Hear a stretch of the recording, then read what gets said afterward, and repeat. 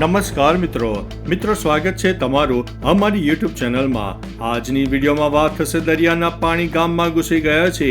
ભાવનગર ઘોઘામાં દરિયામાં ભરતી આવતા દરિયો ગાંડોતુર બની ગયો છે, જેના કારણે દરિયાના પાણી ગામમાં ઘૂસી ગયા હતા। માહિતી અનુસાર ગામની પ્રોટોકોલ વોલ તૂટી જવાથી દરિયાના પાણી સીધા ગામમાં ઘૂસી ગયા। પાણીના કારણે ગ્રામજનોને ભારે હાલાકી ભોગવવાનો વારો આવ્યો। ગામ દરિયામાં હોય તેવા દ્રશ્યો સર્જાયા। ઘણા સમયથી પ્રોટોકોલ વોલ તૂટી ગઈ હોવાને ગ્રામજનોએ જણાવ્યું હતું। ઘોઘા વગર વરસાદે પાણીમાં ગરકાવ થયું હતું। મિત્રો, અન્ય મહત્વના સમાચારની વાત કરીએ તો વિદેશ જવા માટે શિક્ષિકા સાથે 30 લાખ રૂપિયાની છેતરપિંડી થઈ છે। સિદ્ધપુર તાલુકાના બીલિયા ગામની શિક્ષિકા સાથે વિદેશ મોકલવાના નામે 30 લાખની છેતરપિંડી થઈ છે। આરોપીઓએ વિદ્યાબેન પટેલ ઉંમર વર્ષ 23 સાથે વર્ક વિઝા મામલે 30 લાખ પડાવી લીધા હતા। એજન્ટોએ વિદ્યાબેનને COS લેટરની PDF ફાઇલ પણ મોકલી હતી। 12 જુલાઈના રોજ UK એમ્બેસીમાં ગયા ત્યારે દસ્તાવેજોમાં ભૂલના કારણે એપોઇન્ટમેન્ટ રદ કરવામાં આવી હતી। આ મામલે સિદ્ધપુર પોલીસે ફરિયાદ નોંધી છે। મિત્રો, અન્ય મહત્વના સમાચારની વાત કરીએ તો મુખ્યમંત્રી નીતિશ કુમાર સભામાં PM મોદીનું નામ ભૂલી ગયા। બિહારના સાસારામમાં વિક્રમગંજમાં સભાને સંબોધિત કરતી વખતે મુખ્યમંત્રી નીતિશ કુમાર PM મોદીનું નામ ભૂલી ગયા। તેના બદલે તેમણે અટલ બિહારી વાજપેયીનું નામ લઈ લીધું। પછી તેમણે ભૂલ સુધારી અને PM મોદીનું નામ લીધું અને બધાને ઊભા થઈને તેમનું સ્વાગત કર્યું। તમને જણાવી દઈએ કે PM મોદી બિહારના 2 દિવસના પ્રવાસે છે। PMએ શિલાન્યાસ કર્યો અને ઘણી જગ્યાએ યોજનાઓનું ઉદ્ઘાટન પણ કર્યું। મિત્રો, અન્ય મહત્વના સમાચારની વાત કરીએ તો વિદ્યાર્થીઓના પ્રવાસને લઈને મોટા સમાચાર સામે આવ્યા છે। PM મોદીએ કરેલા સૂચનોનું ગુજરાતમાં અમલ કરવામાં આવ્યું છે, જેમાં DGP સાથે સંકળાયેલી કોન્ફરન્સમાં સૂચન કરવામાં આવ્યું હતું, જેનો હવે ગુજરાતમાં પણ અમલ થયો છે। DGPએ શિક્ષણ વિભાગને પત્ર લખીને તેને અમલ કરવા સૂચના આપી છે, જેમાં વિદ્યાર્થીઓના પ્રવાસ સમયે 2 પોલીસકર્મીઓ સાથે રહેશે, જેના માટે લોકલ પોલીસનો સંપર્ક કરવાનો રહેશે। વિદ્યાર્થીઓના કેસમાં મહિલા પોલીસકર્મી પણ સાથે રહેશે। મિત્રો, અન્ય મહત્વના સમાચારની વાત કરીએ તો 1 દિવસની બાળકીને કોરોના પોઝિટિવ। અમદાવાદમાં 1 દિવસની બાળકીને કોરોના થયો હોય તેવા સમાચાર સામે આવી રહ્યા છે।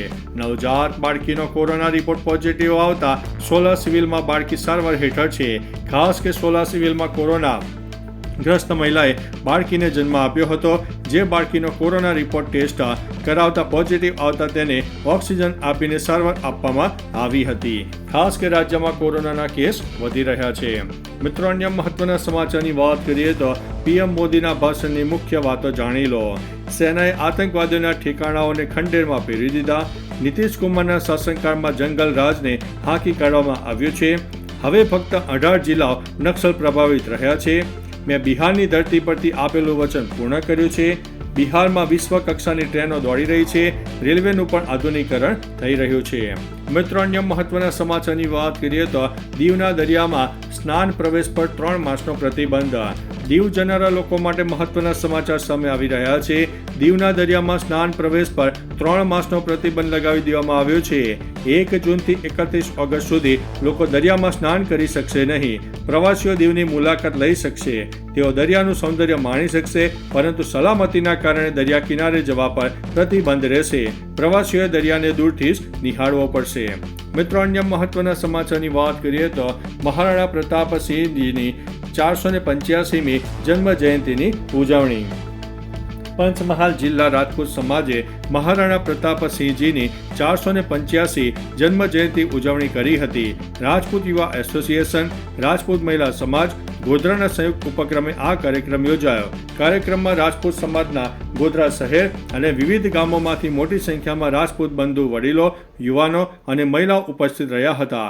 પ્રતિમાને હાર પહેરાવીને પુષ્પાંજલિ અર્પણ કરવામાં આવી હતી। મિત્રો, અન્ય મહત્વના સમાચારની વાત કરીએ તો કડીમાં આપ ઉમેદવારનું નામ જાહેર। કડી વિધાનસભાની પેટા ચૂંટણીને લઈને આમ આદમી પાર્ટીએ તેમના ઉમેદવારનું નામ જાહેર કર્યું છે।